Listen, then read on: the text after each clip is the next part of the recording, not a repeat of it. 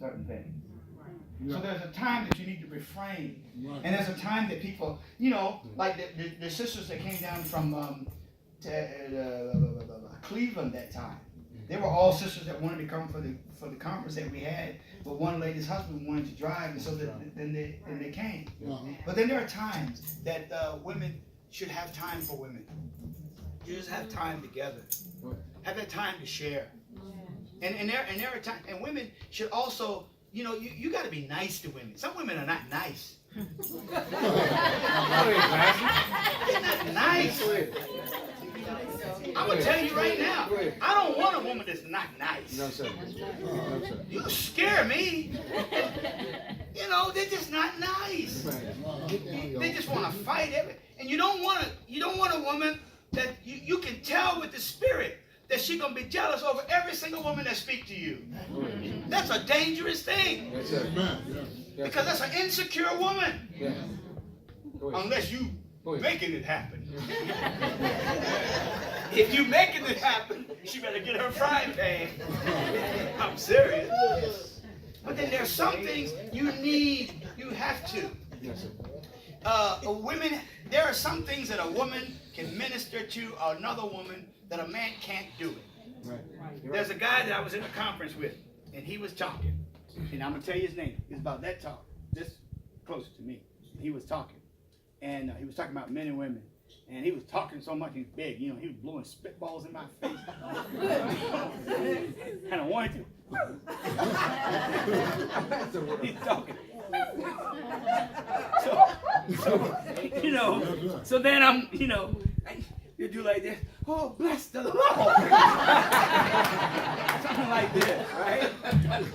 Because I wanted to, get it off my face. Now, if you recorded me on Facebook, you pause that. Pause that. All right? Embrace that negativism, and they're going to carry it over in the relationship with that man. And when they carry it over in the relationship with that man, and I can tell you about a woman who was she was a ruler, and the prophet was afraid of her. Her name was called Jezebel. He's afraid of her. So then men like to get up and preach. Oh, don't wear no earrings. Don't put no makeup. Don't put no stiff lip. Lipstick. Go ahead.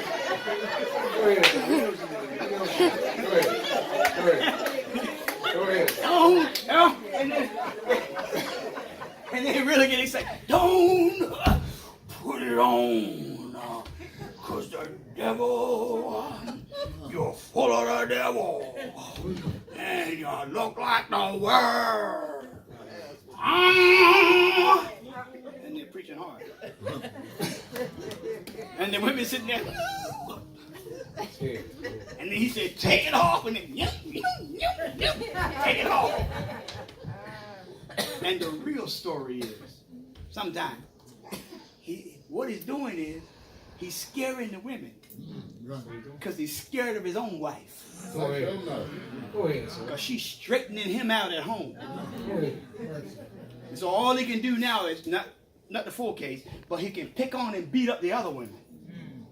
Because he don't have no headship in his own house. Because the issue with Jezebel wasn't because, in my mind, wasn't because of what she had on. Huh? It wasn't because of what she had on. Is it because of her authority in the positions that put her out of control? Yeah, right. We want to just pick on things. Yes.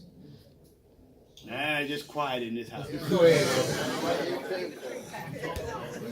I'll just stop talking. But and so women get beat up so much. I mean, I've had one preacher say, all you do is hide behind somebody's dress. I had a preacher say that to me. Yeah, he said that. You just hide behind what's the name, dress. And as a result, because I don't beat up, I think things are biblically correct. But we don't treat women with disrespect. Right. If you can impart anything to men, don't treat them with disrespect. Women are a sensitive vessel. Some aren't. But they're a sensitive vessel. There are some women that I said to myself, good God. Talk about fighting. She's going to beat me up. And you can tell. She's going to beat you up. Better leave her alone. Yeah. I'm a man. You be a man. You're gonna be squealing my teeth.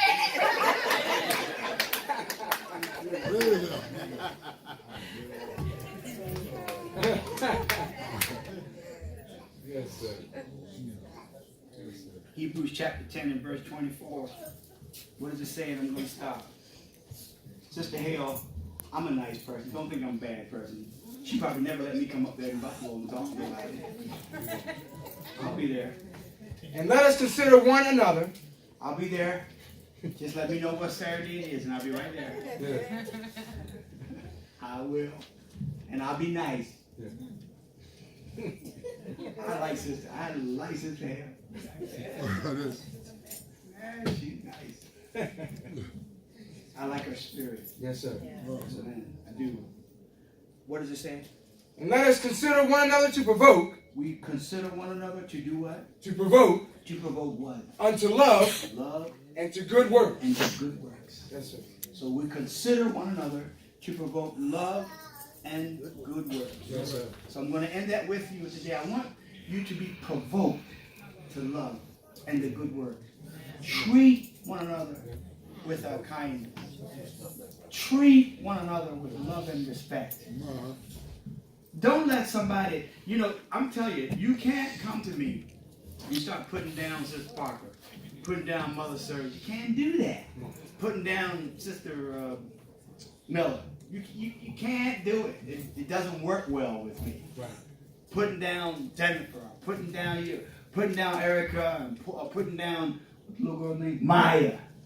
You can't do it. You have to embrace folks with love. The young boy, he was sitting in the back, and I said, come on with me. But I embrace him to let him know you're important. Yeah. And I'm not saying no one else does, you do. But you have to. It has to come from here. Yeah. Because I want to get his attention. Yes, sir. That, God is, and I said, come on, sit up front. He was like, I ain't going to sit up front with you. I'm not going to sit. I'm going to stay right where I'm at. If he did that, I would have said, okay. And I would have backed off. 30 minutes later, I'm going to go right back. Right back to the same. Come on. I ain't going. I said, that's fine. Then in the middle of preaching, I'm walking right back there. Now, if he turns off and walks me either way, I don't know. Bottom line is we show love and we show care and we show respect. Yeah. And it's a continuous learning process. Now, we can shout and we can have a great time and all those things, but let me tell you something. When the shouting and the dancing and the great choirs and all that's over, these simplistic, basic teachings are what's going to keep us surviving. Yeah. Because then you have no substance. You have hype, but you have no substance. Right. And the scripture that says, now I commend you to God. Where's that at? It's in Romans. Is it a Romans? And that's what I'm going to do to you all today. I would like to invite all of you all to think about it. Sister Hale, you tell your husband, come down to visit. And I want to take you to Washington, D.C. to the museum. Go to the museum. I want to take you to Brother Donnie somewhere over there in D.C. Running all over town. I'll take you to the museum. Look and see something good, the military museum. Is it in the book of Romans? Acts? That's Acts 20, wasn't it? Acts 20, 32. That's right, Acts 20 and, what was it, 32? And now, brethren, I commend you to God and to the word of his grace. That's funny, I said Romans got Acts right here. Look at Right that. there, right there, Bill. Same thing. Commend you to God, which is able to build you up and to give you an inheritance among all them which are sanctified. So, brothers and sisters, I commend you to God. Shake somebody's hand and say, we are commended to God. We are commended to God. Shake somebody else's hand and tell them, we are commended to God.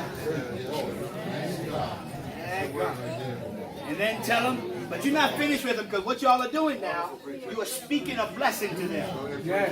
Are you all hearing me? Touch somebody and say, I'm getting ready to receive it now.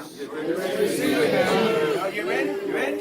I want you to say, brother, when you shake their hand, if it's a man or woman, whatever, shake their hand and say, no, just say brother or sister. Go ahead, ready? Tell them. Brother, I commend you to God.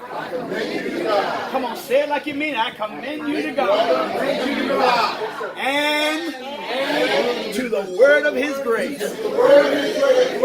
Y'all feeling what I'm saying?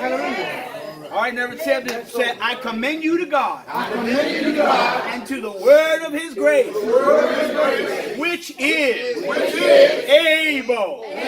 Somebody say able. To build you up. Now ask them, are you strong? Come on, ask them, are you strong now?